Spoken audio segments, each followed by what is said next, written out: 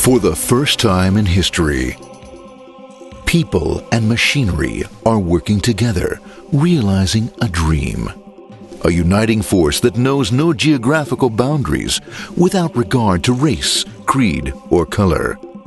A new era where communication truly brings people together. This is the dawn of the net. Want to know how it works? Click here to begin your journey into the net. Now, exactly what happened when you clicked on that link? You started a flow of information. This information travels down into your own personal mailroom, where Mr. IP packages it, labels it, and sends it on its way. Each packet is limited in its size. The mailroom must decide how to divide the information and how to package it. Now, the package needs a label containing important information, such as sender's address, receiver's address, and the type of packet it is.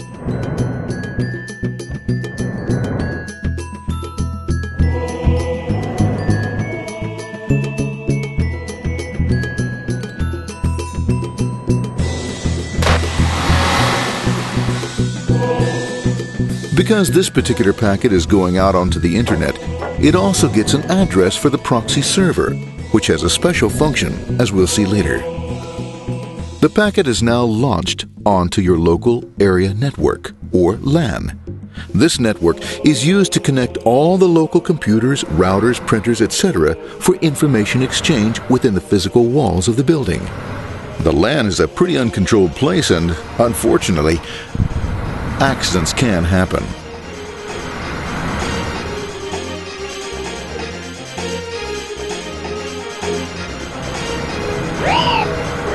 The highway of the LAN is packed with all types of information. These are IP packets, Novell packets, Apple Talk packets. They're going against traffic, as usual. The local router reads the address and, if necessary, lifts the packet onto another network. The router, a symbol of control in a seemingly disorganized world. Whoops, sorry about that. Let's go with this one here, this one here. This one goes here, this one goes here. I don't like this one. Let's go with this one. Let's go here. A little bit this left. Let's go with this one here. Another channel here. Let's put that one here. Let's put that one here. There he is, systematic, uncaring, methodical, conservative, and sometimes not quite up to speed. Sorry. But at least he is exact, for the most part. That's the one goes there. That one goes there. That one goes there. That one goes there. And this one goes there. Oh, another one goes there. That goes there. He's fine. Let's go there. That goes there. He goes there. Oh, let's put that one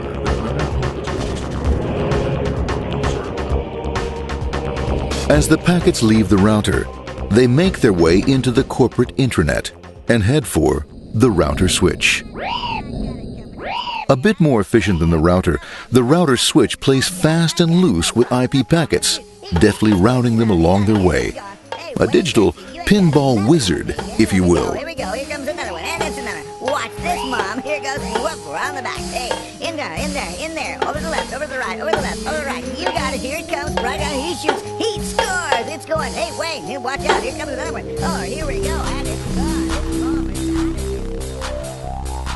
As packets arrive at their destination, they're picked up by the network interface, ready to be sent to the next level.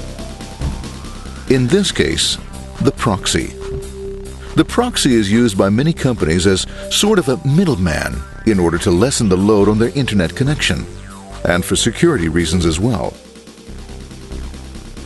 As you can see, the packets are all of various sizes, depending upon their content.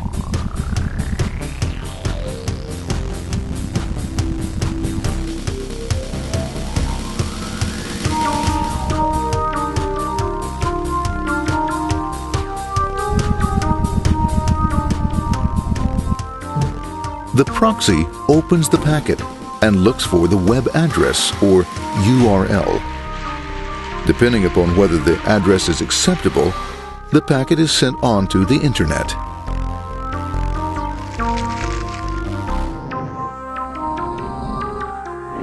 There are, however, some addresses which do not meet with the approval of the proxy, that is to say, corporate or management guidelines.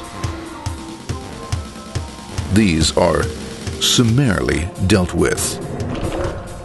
We'll have none of that. For those who make it, it's on the road again.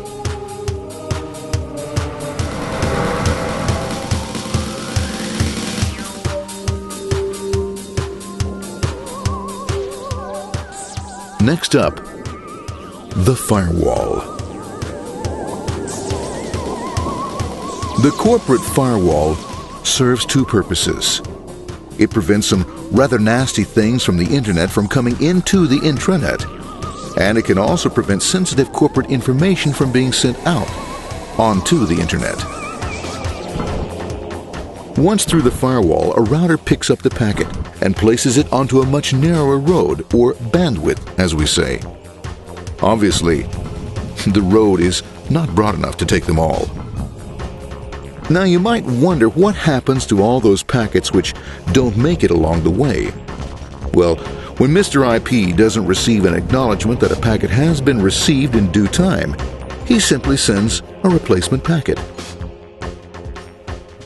We are now ready to enter the world of the Internet. A spider web of interconnected networks which span our entire globe. Here, routers and switches establish links between networks. Now, the net is an entirely different environment than you'll find within the protected walls of your LAN. Out here, it's the Wild West. Plenty of space, plenty of opportunities, plenty of things to explore and places to go.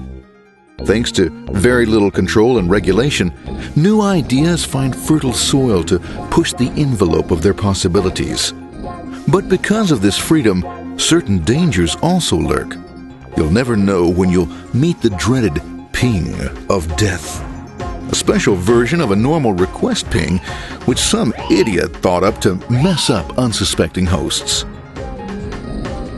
The paths our packets take may be via satellite, telephone lines, wireless, or even transoceanic cable. They don't always take the fastest or shortest routes possible, but they will get there. Eventually. Maybe that's why it's sometimes called the worldwide wait. But when everything is working smoothly, you can circumvent the globe 5 times over at the drop of a hat. Literally. And all for the cost of a local call or less. Near the end of our destination, we'll find another firewall. Depending upon your perspective as a data packet, the firewall could be a bastion of security or a dreaded adversary. It all depends on which side you're on and what your intentions are. The firewall is designed to let in only those packets that meet its criteria. This firewall is operating on ports 80 and 25. All attempts to enter through other ports are closed for business.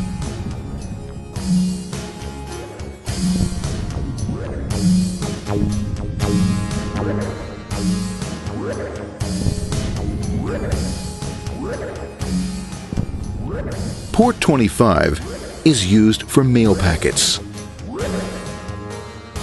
while Port 80 is the entrance for packets from the Internet to the web server. Inside the firewall, packets are screened more thoroughly. Some packets make it easily through customs, while others look just a bit dubious. Now, the firewall officer is not easily fooled, such as when this ping of death packet tries to disguise itself as a normal ping packet. It's okay, go on, it's okay, no problem. Have a nice day. We out of here. Bye. For those packets lucky enough to make it this far, the journey is almost over.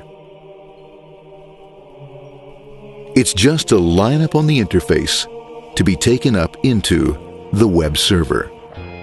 Nowadays, a web server can run on many things, from a mainframe to a webcam to the computer on your desk, or why not your refrigerator? With a proper setup, you can find out if you have the makings for chicken cacciatore or if you have to go shopping. Remember, this is the dawn of the net. Almost anything's possible. One by one, the packets are received, opened, and unpacked. The information they contain, that is, your request for information, is sent on to the web server application.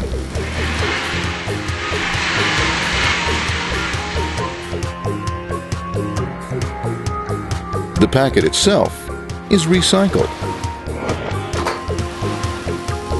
ready to be used again, and filled with your requested information.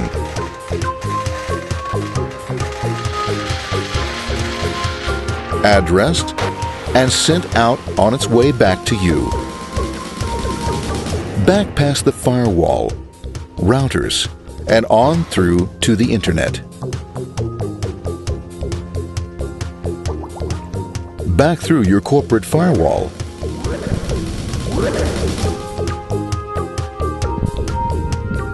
And onto your interface. Ready to supply your web browser with the information you requested. That is, this film.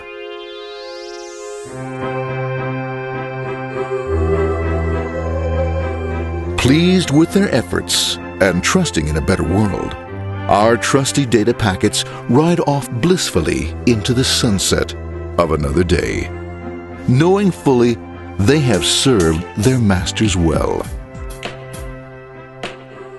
Now, isn't that a happy ending?